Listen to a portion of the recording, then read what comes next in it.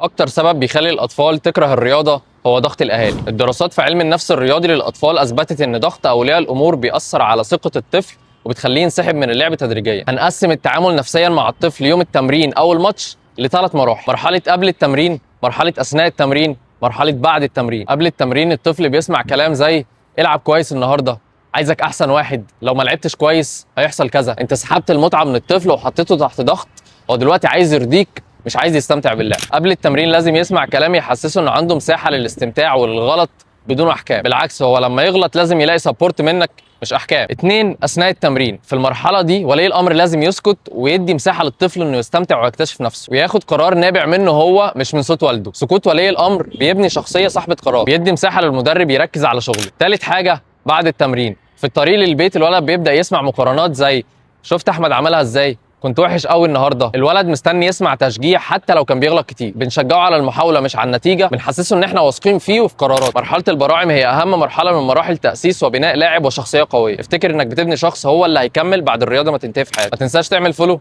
استنى الفيديو الجاي.